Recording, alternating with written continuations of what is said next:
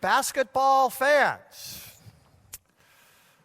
Last year, the Los Angeles Lakers decided to permanently retire both numbers that Kobe Bryant, the famous all-star, all-world Kobe Bryant, wore for the Lakers. He wore, as you can see on the screens here, two numbers. Numbers 8 and 24. So last year, the Lakers said, we are going to retire both numbers. And an ESPN announcer said at the event before a Laker game, Kobe's numbers will hang in the Staples Center forever. Staples Center, of course, where the Lakers currently play basketball.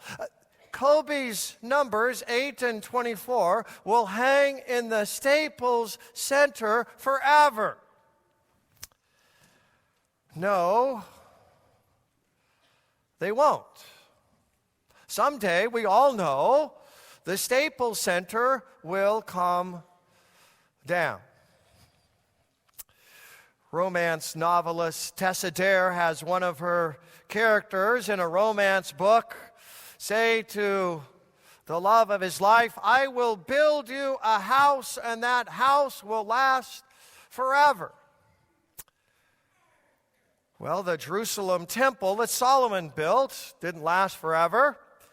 Neither will any house we build last forever.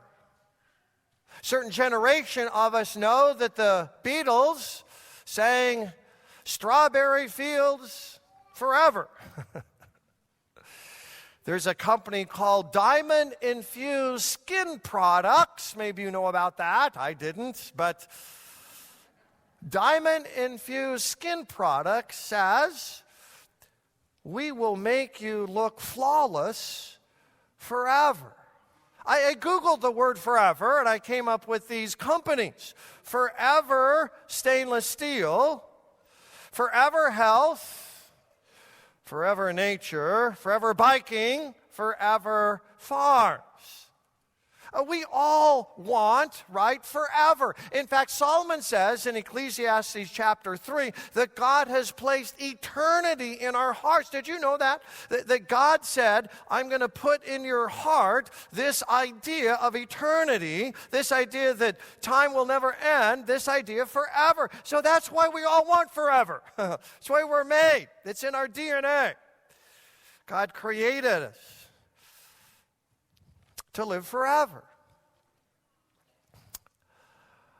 What we want and what so many people offer, our God delivers. God delivers forever. In fact, if you would do a word count, you would find that in the English Standard Version of the Holy Bible, which is the version we use at St. Michael, in the ESV, you will find words translated forever 379 times in the Bible. 379 times the Bible says something about forever. The most famous one, of course, is Psalm 136. His love endures forever.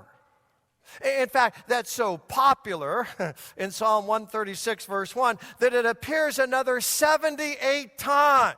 Ki le'olam kazdo. That's how it sounds in the Hebrew. His love endures forever.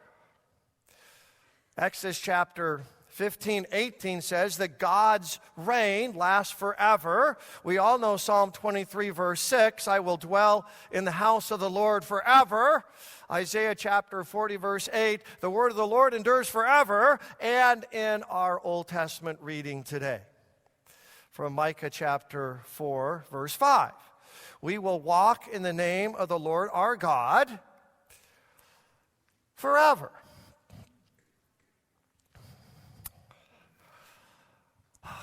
We're in this sermon series, many of you know, on this little small book called Micah, in the prophetic section called the Minor Prophets. So Micah, just 7 chapters. We're calling this series Fierce Judgment, Final Grace. And today in Micah chapter 4, verses 1 through 5, probably his most famous section in his book, he says that after fierce judgment, there is final grace. And final grace is grace forever. That's how he ends the vision, right? We will walk in the name of the Lord our God forever. Fierce judgment, no doubt, followed by final grace.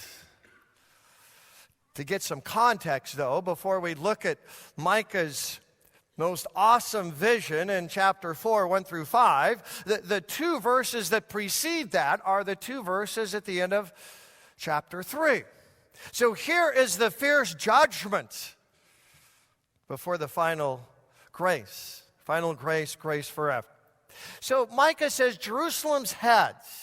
So the heads here would be the political elite, the king, the princes, the power brokers of the day. These are the heads. These are the people running the Judean government. Latter part of the 8th century BC. They give judgment for a bribe. No wonder Solomon says there's nothing new under the sun, right? Its priests teach for a price. Prophets practice divination for money. Boy, that's great. The religious leaders are simply in it for a killing, right? And yet they lean on the Lord and say, is not the Lord in the midst of us? No disaster shall come upon us. What do you call that? You might call it fake and phony faith. You might call it pretentious and posturing faith. Whatever you call Micah 3 verse 11, you have to call it as you see it. It's not real faith, right? Because of that, here comes the fierce judgment.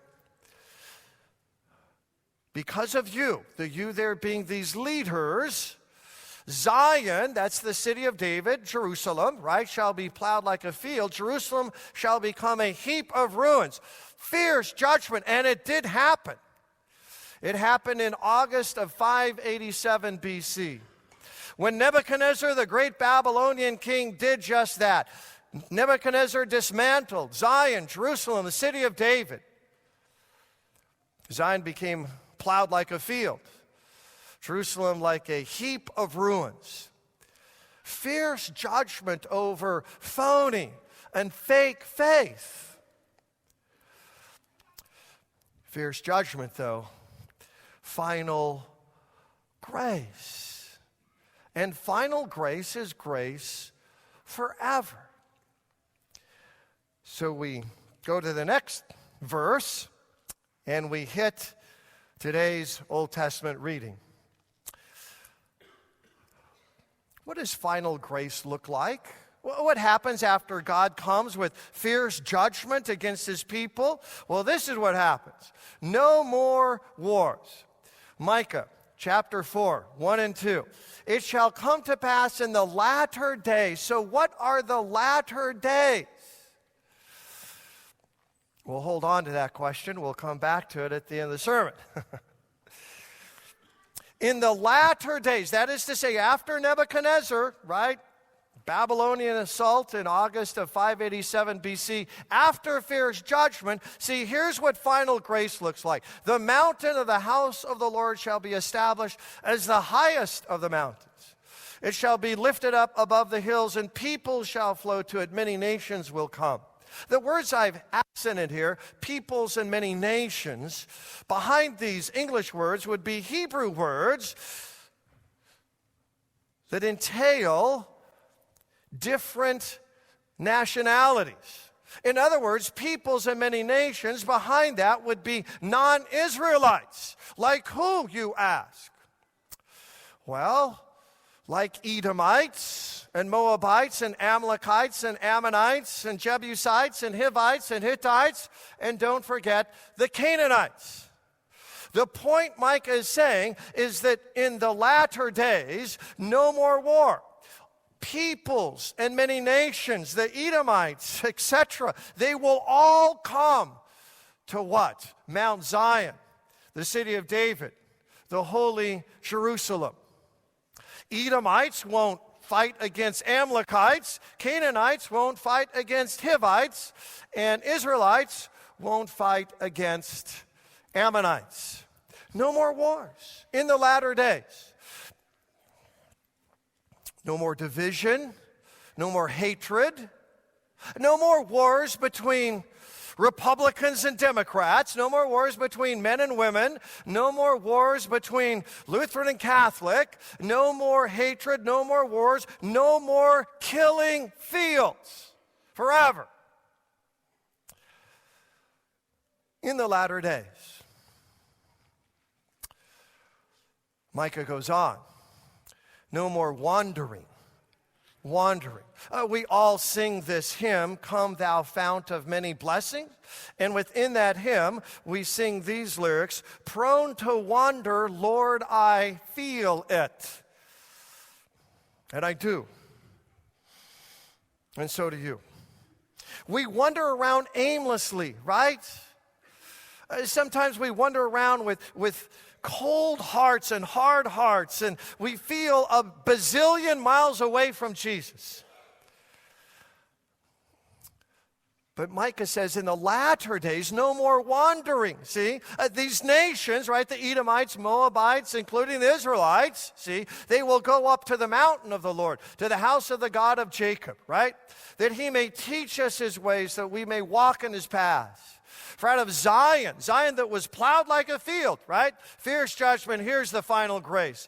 Zion will be the locus, the place where the Torah, right? The instruction of God goes out, and the word of the Lord from Jerusalem. No more wandering. Don't you just hate it when you are so far away from Jesus? And you know it, and I know it, and we feel it, and we don't know what to do about it. Well, in the latter days, out of Zion shall go forth the Torah, that's God's instruction, and the word of the Lord from Jerusalem. No more wandering forever. Micah goes on, no more weapons, no more weapons. This is such a good line that Isaiah picks it up as well later in the 8th century BC in Isaiah chapter 2, 1-5. They shall beat their swords into plowshares and their spears into pruning hooks. Nation shall not lift up sword against nation, neither shall they learn war anymore. No more weapons, not just weapons of mass destruction, but verbal weapons.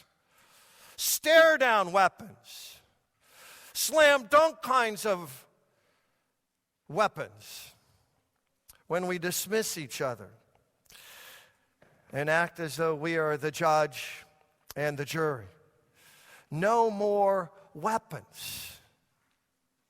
You know that the League of Nations after World War I took this, and this was their charter. They shall beat their swords into plowshares and their spears into pruning hooks. And the League of Nations didn't go very far, right? It couldn't avert World War II, but after World War II, the League of Nations became the United Nations. And on June 26, 1945, 50 countries signed the Charter of the United Nations in New York City. And what was their most famous text? They shall beat their swords into plowshares, their spears into pruning hooks. No more weapons. In 1959, the USSR, right, that morphed into Russia for the most part, gave this stunning sculpture to the United Nations. And it sits in Lower Manhattan in New York, outside of the United Nations building. It's a great depiction of the Charter for the United Nations. This sculpture, of course, shows a man with his hammer beating a sword into a plowshare. And this is the universal desire of all people, that there would be a day when all weapons would be converted into implements that foster peace and harmony. Swords into plowshares. And I know what you're thinking. This is what I think. This is pie in the sky. Ain't gonna happen. This is so naive to think about this. This is so fantasy. This will never, ever occur. Swords into plowshares? Not in my lifetime, not in anyone's lifetime. What the United Nations can only dream of, our God will accomplish forever. Fierce judgment, right? Nebuchadnezzar, the Babylonians come in, 587 BC, dismantle everything, but after fierce judgment is always final grace, and final grace is grace forever. No more war, no more wandering, no more weapons. But Micah's not done. No more want. Micah 4:4. They shall sit every man under his vine and under his fig tree. Well, Micah knows his Bible quite well. He's simply quoting word for word 1 Kings 4:25. 1 Kings 4:25 uses these same words to characterize the reign of Solomon. Solomon, in Solomon's day, everyone sat under his vine and fig tree. That's just an Old Testament way for saying no more want. Everyone has everything they need. In fact, in 1 Kings 10, verse 21, it describes the days of Solomon this way. Everything was made out of gold, and silver was considered of little value. Whoa! That's no more want. In the latter days, there will be no more thirst, no more hunger, no more nakedness, no more homelessness, no more deep holes in our hearts. In the latter days.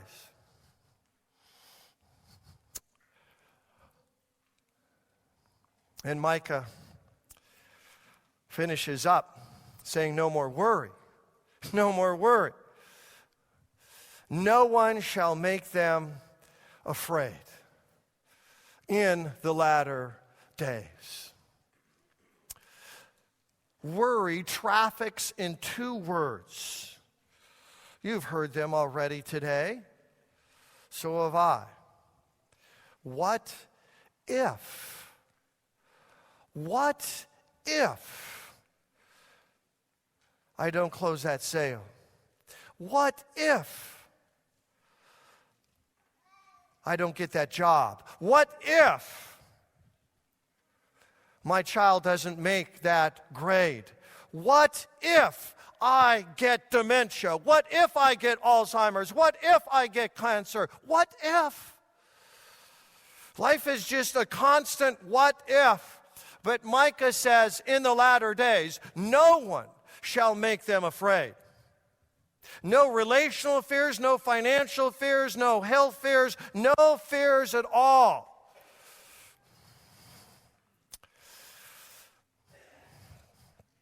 There's a story told about a mouse. We all know the expression, as meek as a what? Mouse.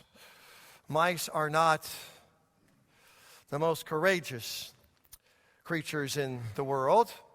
And this mouse met a magician, and the magician promised to turn the mouse into its most feared enemy. And that would be what? Cat lovers? A cat. So this magician turns the mouse into a cat. So this mouse-turned cat is feeling pretty good about life until he meets what? A dog. So the mouse-turned cat goes to the magician, and the magician turns the mouse-turned cat into a dog. And now this mouse-turned cat into dog is feeling pretty good. Until he meets a what? A lion. A lion. So he goes back to the magician and says, please turn me into a lion. So the mouse-turned cat turned dog is now turned into a lion. He's feeling really good about life, right? Until he meets what? a hunter. A hunter, so he goes back to the magician. The mouse turned cat, turned dog, turned to lion. And the magician says, I will turn you back into a mouse. Because though you have the body of a lion, you still have a heart of a mouse. How are you doing today? Fine. No, I'm not. We can have the body of a lion, but we still have the heart of a mouse. Eaten whole by those two words. What if?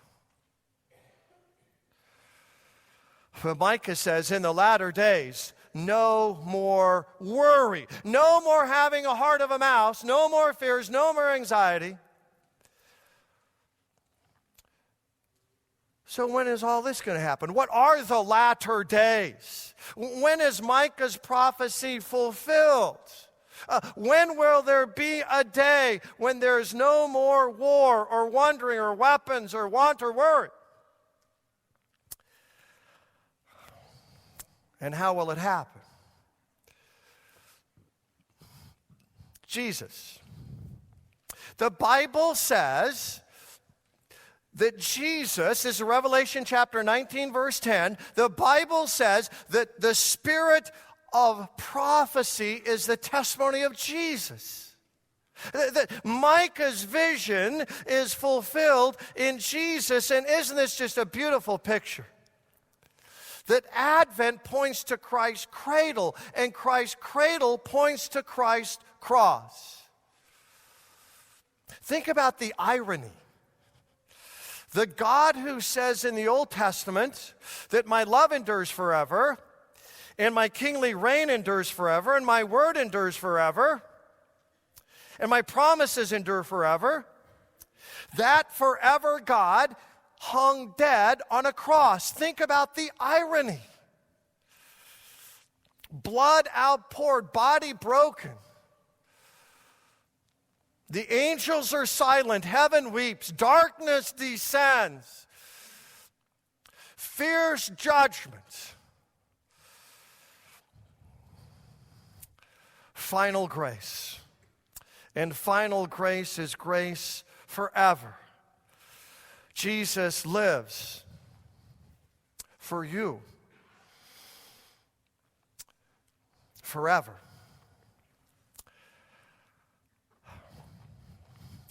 Isaac Watts composed an awesome hymn. We sing it this time of the year. It's called Joy to the World. Joy to the World. And it has these lyrics in the third stanza about how his blessings flow far as the curse is found. Where is the curse found? It's found in what? Wars and wandering and weapons and want and worry. The curse is found in my heart and yours. The curse is found as it seeps its way into our homes. The curse is found as it makes my mind go in places that make my life a living hell. The curse is found everywhere, in everything and everyone. And the curse will finally kill everyone and everything. It is a powerful curse. But it's not forever. He comes to make his blessings flow, Isaac Watts writes, far as the curse is found. That's Micah's point. That's Micah chapter 4, 1 through 5, that God will uncurse creation. He will uncurse creation. He comes to make his blessings flow far as the curse is found. Joy to the world. The Lord has come. He has come in these latter days. Joy to the world. The Lord will come on the last day. And on the last day, there will be no more wars or wandering. or weapons, or want, or worry. No wonder Isaac Watts says, joy to the world, the Lord has come, and the Lord will come again, and he will set up his righteous reign forever. So now what? This is how Micah concludes his vision. We will walk in the name of the Lord our God forever. Which means that sacrifices are worth making. Hope is worth having. People are worth loving. And life is worth living. Come what may, life is worth living. We, church, we, me, you, all of us, we will walk in the name of the Lord our God. And Micah says, La'olam. And that's his Hebrew. And our English? Well, that would be forever. Let's stand and sing Isaac's great hymn.